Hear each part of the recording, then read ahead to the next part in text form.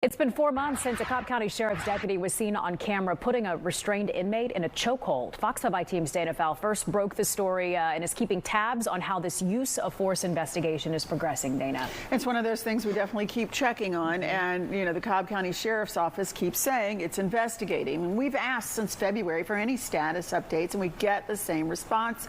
It's an ongoing investigation. They can't talk about any part of it, but it's been a while. So our I-team went to the county's own records to see if we can tell what kind of progress is being made. The handcuffed and shackled man in Cobb County custody is William Carducci. The 27-year-old was taken by sheriff's deputies February 3rd from the jail to the hospital for a minor infection. It was after he stood up from the bed and walked over to the group that he was quickly surrounded. This was Carducci's attorney when we first showed him this tape. He didn't appear to be aggressive to me in any way. There's no sound, and we can't see what, if anything, might have provoked the deputies. But the hospital video reveals that next, the restrained inmate gets punched 6 times by a single deputy. Shortly after, he's held in a chokehold maneuver for nearly a minute. The move is considered use of force and is designed to subdue someone by either reducing or cutting off the oxygen supply. The sheriff's office own handbook reads that it is only supposed to be used if there is fear of imminent danger of death or serious injury. His attorney, Scott Anderson, in a second sit-down interview in May. While Mr. Carducci was shackled, and we've discussed that, and we see that in the photos, is there anything he could have done when he approached them that called on this type of response?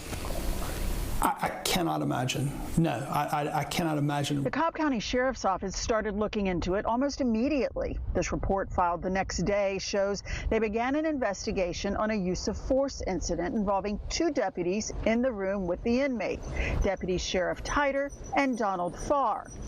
Deputy Titer is listed as a suspect for aggravated assault, which is a felony, and Donald Farr's name appears with the code for witness. But here we are, 4 months later, and where is this investigation headed? Well, every time we ask, we're told the exact same thing. It's an open, active, internal investigation. We looked at timesheets for both deputies. They're both working and on the clock.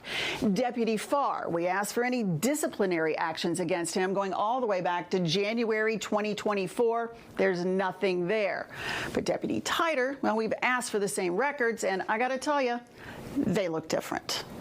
Titer has 2 disciplinary events in that same time frame. In this case, he was suspended 8 hours without pay on March 19th for missing a security round. The only other event on his record is the investigation into use of force used on William Carducci February 3rd.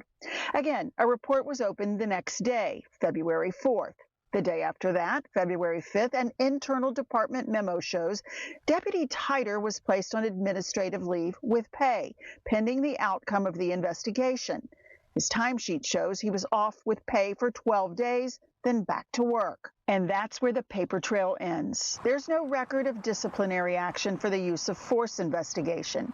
Deputy Titer, per his timesheets, is back at work, getting paid at Cobb County Detention.